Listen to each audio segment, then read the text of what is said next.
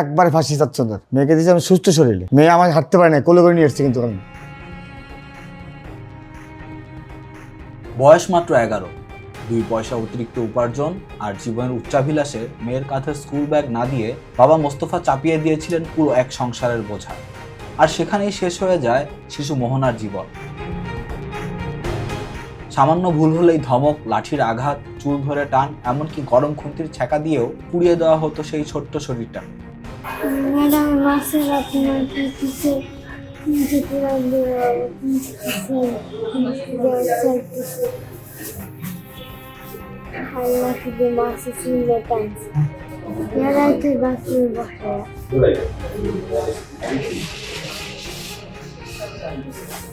শরীর জুড়ে জমে ওঠা পোড়া ক্ষত আর আঘাতের দাগের সঙ্গে সে বুঝে যায় গরিব হয়ে অন্যের ঘরে কাজ করতে এলে মানুষ আর মানুষ থাকে না।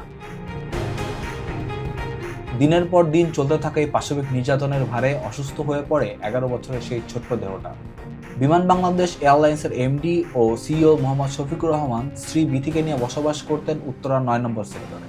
ওই বাসার নিরাপত্তা কর্মীর মাধ্যমেই শিশুটিকে কাজে রাখার প্রস্তাব দেওয়া হয়। সিকিউরিটি আলাপ করতেছে, একটা মেয়ে দরকার। তাই আমি ওই কথা আমার কানে আসছে, আসার পর আমি সিকিউরিটির সাথে কথা বললাম যে তাই আমার মেয়েটা আমি রাখতে চাচ্ছি, রাখলে আপনার মেয়ে বয়স কত, আমি 11 বছর হবে। ঠিক আছে, তারপরে মেয়েকে নিয়ে আসেন। মেয়েকে আমি এভাবে দিইনি, মেয়েকে দিয়েছি আমি সুস্থ শরীরে। আর সে আমাকে আগে সাদা কাগজ সাইন নিছে, নেওয়ার পরে মেয়ে আমার নিচে নামা নিয়ে আসছে, নিচে নামায় আমাকে এই অবস্থা দিয়েছে। আমি কিনা কিছু বলতে পারি নাকি, আমার সামনে নেই পিছনে নেই কোনো লোক। আমি এই জন্য বাড়তি কথা বলি যে কিছু করে ফেলায়, আমি আর কিছু সাহস পাইনি। যাক, আমি সাদা কাগজ সাইন দিয়া ম্যাডাম আমাকে 5,500 দিয়েছে, আপনার মেয়ে পাইছেন? হ্যাঁ পাইছি, আসতে পারেন। হ্যাঁ রিক্সা রিক্সা রেডি, আগে রেডি। রিক্সায় উঠছি, মেয়ে আমাকে হাঁটতে পারে না, কোলে করে নিয়ে এসছে কিন্তু আমি। রিক্সাতে নামাই দিয়েছিলাম, আমি কোলে করে গাড়ি উঠেছি, কোলে করে নামাইছি, সব কিছু কোলেই। এই মতো আমি সুস্থ বিচার চাচ্ছি, যেন এই বিচার থেকে সারা বাংলাদেশে বড়লোক ঠিক হয়ে যায়। ফাঁসি, একবারে ফাঁসি চাচ্ছ না।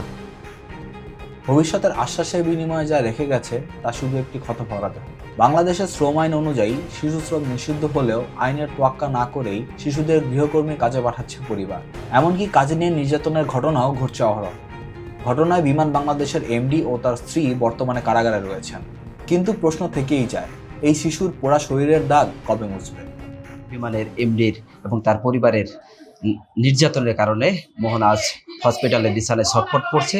এবং আমরা দেখেছি যে গতকালকেও কিন্তু মোহনার যে বাবার মামলায় বিমানের এমডি সহ তার পরিবারের 4 জনকে গ্রেপ্তার করা হয়েছে। এই মুহূর্তে মোহনার বাবা সহ স্বজনদের দাবি এই নিষ্ঠুর নির্যাতন যারা জড়িত ছিল তাদের জন্য বিচার হয়। গাজীপুরে তাজউদ্দিন থেকে স্বপনরা সোহেল, মানবকণ্ঠ, ঢাকা।